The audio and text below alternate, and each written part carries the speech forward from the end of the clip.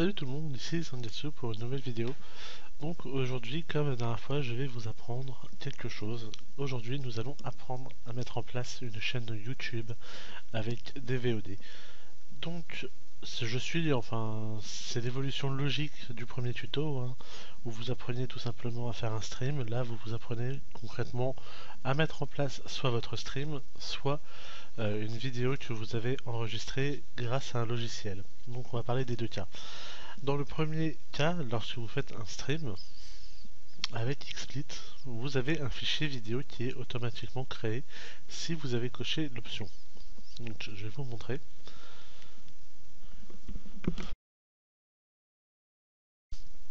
Petit chargement.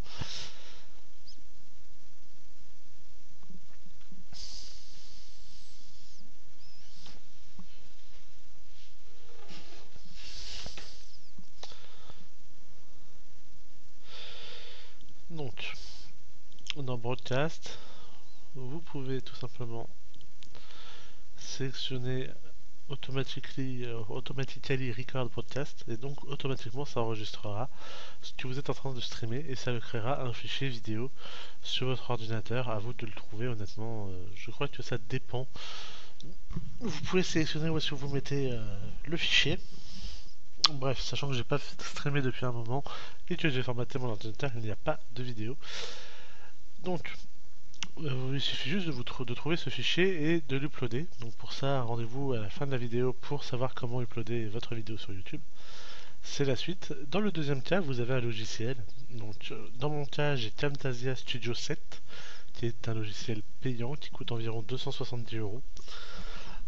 J'ai fait le choix de payer ce logiciel pour la simple et bonne raison que je le trouve simple d'utilisation. Il y a une version d'essai. Je l'ai trouvé quand même beaucoup plus pratique qu'un logiciel gratuit. Et étant donné que j'avais un peu d'argent pour Noël, et je me suis dit pourquoi pas, ça peut être assez intéressant. Et en plus de ça, j'avais pour projet donc de monter ma chaîne YouTube et de streamer, donc ça tombait plutôt bien. Donc ce logiciel là est simple d'utilisation, hein. Tout ce que vous avez à faire, c'est cliquer sur enregistrer l'écran. Une fois que c'est fait, vous avez une petite fenêtre, celle-ci, qui apparaît. Alors à la place d'avoir un chrono qui affiche la durée de la vidéo, vous avez tout simplement la forme d'un écran ici, un autre également là, avec un bouton rouge là. Désolé. Donc vous cliquez tout simplement sur plein écran, sinon vous cliquez sur choisir la longueur et la largeur, je sais plus comment il l'appelle, sélectionner une zone je crois. Bref, moi je filme tout l'écran, même si j'en ai un deuxième, c'est tout le seul écran que j'ai là. Et je fais tout simplement enregistrer. Ça lance après un petit compte à rebours, donc avec 1, 2, 3. Vous obtenez cette fenêtre là avec donc la durée qui défile. Et donc tout ce qui se passe sur votre ordinateur, sur l'écran, sera enregistré par le logiciel. Donc jusque là, il n'y a pas besoin de faire grand chose. Ensuite vous cliquez sur arrêter une fois que vous avez fini votre vidéo. Et à ce moment là, il y aura la création d'un aperçu qui va s'exécuter. Et à la fin de ce petit temps de chargement, selon la taille de la vidéo, ça mettra plus ou moins de temps. Vous aurez la vidéo que vous avez faite qui va s'afficher dans le format dans lequel vous enregistrez. Vous pouvez soit l'enregistrer et faire un montage, soit le supprimer, soit ne rien faire et laisser l'aperçu comme ça. L'intérêt est plutôt limité dans ce cas-là. Donc, une fois que vous avez fait une fois que vous faites enregistrer et monter, vous choisissez le dossier où vous l'enregistrez. Donc, personnellement, j'ai un dossier VOD StarCraft 2 où j'ai tout rangé, hein, les premières VOD, les clans War. Une fois que vous faites une VOD, vous avez en fait votre fichier Camrec qui est généré, donc ça c'est l'aperçu. Quand vous l'exécutez, il y aura le logiciel qui va s'ouvrir. Je vais vous le montrer de toute manière. Donc, une fois que l'aperçu est monté, vous avez cette fenêtre qui s'affiche. Donc vous avez le début de votre vidéo en arrière-plan. Vous avez cette fenêtre, vous choisissez dimension d'enregistrement et vous faites OK. Donc une fois que vous avez ça, tout ce que vous avez à faire, si vous voulez toucher à rien, c'est produire et partager. On en parlera après.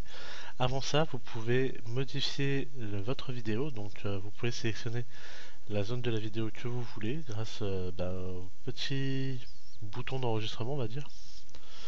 Donc ça permet de naviguer dans la vidéo, ça vous permet également de choisir une zone. Donc en élargissant le bouton vert avec celui du rouge. Et une fois que vous avez sélectionné quelque chose, vous pouvez par exemple supprimer ce passage là s'il ne vous plaît pas. Donc moi je le fais à chaque vidéo en général pour supprimer le passage où on me voit rentrer mon mot de passe ou un truc comme ça. Donc c'est assez simple d'utilisation, vous pouvez même modifier l'audio. Donc vous pouvez augmenter et baisser le volume, vous pouvez activer l'optimisation vocale, la suppression de bruit, bref il y a plein d'options. Personnellement je touche pas à grand chose, hein. Je modifie juste le son, étant donné que parfois le son du jeu est trop fort ou pas assez, pareil pour ma voix.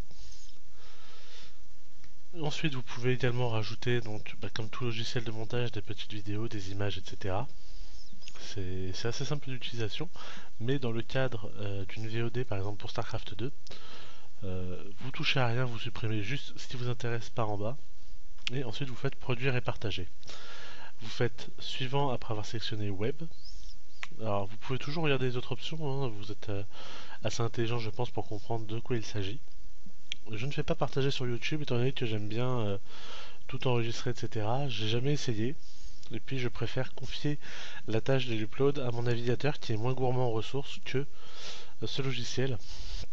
Donc vous choisissez le nom de production, c'est le nom qui aura votre vidéo à la fin, donc vous pourrez le renommer plus tard. Vous choisissez le dossier et vous faites terminer. À ce moment-là, il va y avoir une fenêtre de progression comme pour l'aperçu, sauf que là, ce sera juste l'encodage de la vidéo. Donc ça met plus de temps. Ça dépend de la vitesse de votre processeur, donc de votre ordinateur. Ça dépend de la taille de la vidéo, de sa durée. Et à la fin, vous aurez un fichier vidéo classique que vous pourrez mettre sur Internet ou sur un autre support, donc en .mp4 et d'une taille beaucoup plus raisonnable. Si vous regardez votre fichier Camrake, donc qui comprend votre vidéo sans retouche, etc., fait par exemple pour moi 13,5 Go pour cette vidéo-là, et le résultat final fait 491 mégas, ce qui est quand même beaucoup plus raisonnable. Désolé. Donc après c'est plutôt simple d'utilisation comme logiciel, il n'y a pas vraiment à se prendre la tête. Et il suffit juste ensuite d'uploader sur YouTube. Donc pour uploader sur YouTube, qu'est-ce que vous avez à faire? Vous lancez votre navigateur préféré, vous allez, pas sur Google, désolé, vous allez sur youtube.fr, vous vous connectez à votre compte. Donc il faut pour cela créer une chaîne, hein. C'est pas trop dur, c'est du Google, en général c'est assez bien indiqué. Ne pas oublier les 3 W, sinon ça peut bugger. Donc vous voyez, moi je suis connecté, tout ce que j'ai à faire c'est ajouter une vidéo. Alors il faut savoir qu'au tout début, les vidéos que vous pourrez mettre seront obligatoirement inférieures à 15 minutes. Si c'est plus, elle sera supprimée par Google automatiquement.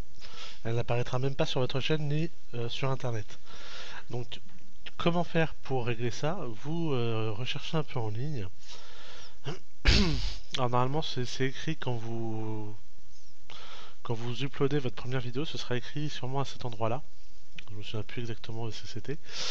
Et en gros, il faut donner votre numéro de téléphone. Il vous envoie un SMS avec un code que vous remplissez ensuite sur Internet pour débloquer totalement la capacité d'upload, on va dire.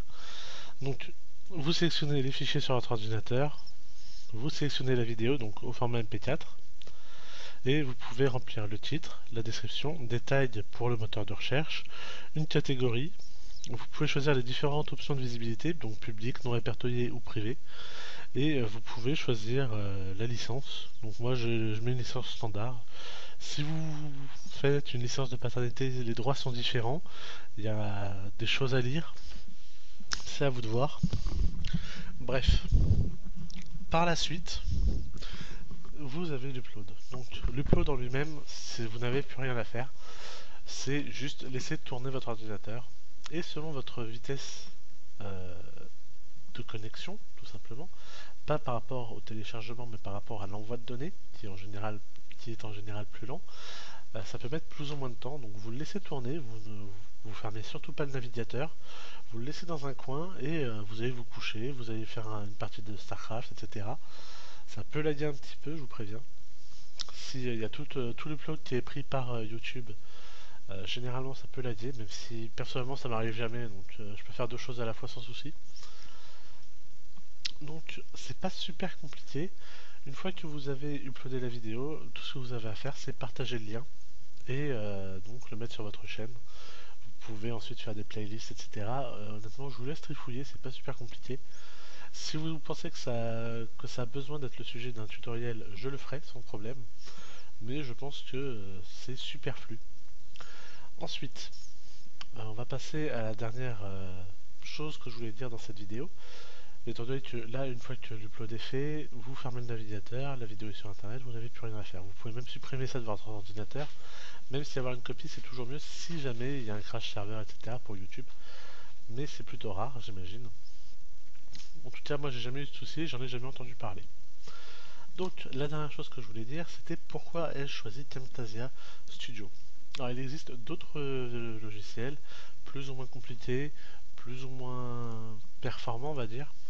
Le logiciel le plus connu étant Fraps. Donc, si jamais vous faites une recherche sur internet, on vous conseillera celui-là.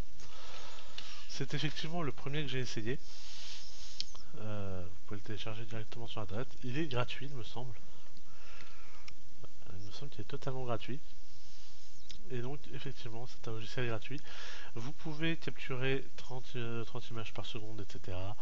Bref, c'est assez performant pour la prise de vidéo, je ne dis pas le contraire. Toutefois, ça va vous créer plusieurs fichiers de plusieurs gigas. Et ensuite, vous êtes obligé de les monter vous-même et de les encoder vous-même dans le format que vous voulez. Donc, un format compatible avec celui de YouTube. Bref, le travail est plus fastidieux étant donné que vous avez plus de manipulations à faire. Il faut vraiment s'y connaître un minimum pour pouvoir encoder, ou au moins faire un minimum de recherche. Et sachant que l'encodage prend du temps, faire plusieurs tests, c'est plutôt ennuyeux. Ensuite, c'est tout ce que j'avais à dire. Il existe sûrement d'autres logiciels. Les deux que je connais, ce sont Fraps et Camtasia. Si vous pensez que je devrais faire un tutoriel avec Fraps, je le ferai sans aucun souci. Je vous montrerai comment totalement faire une vidéo à partir de Fraps et l'uploader. Si vous avez d'autres idées de tutoriels, n'hésitez pas. Si jamais vous faites des VOD après avoir vu ce tutoriel, contactez-moi et mettez-moi le lien de votre vidéo. J'irai la voir et je vous dirai ce que je pense de la qualité, etc. N'hésitez surtout pas également à commenter mes vidéos, à me les critiquer s'il y a vraiment une critique à faire, et à me complimenter si vous pensez qu'il y a des compliments à donner, bien sûr. Je ne vais pas vous obliger non plus. Et puis voilà, j'espère que vous avez apprécié cette vidéo et puis à bientôt. Au revoir.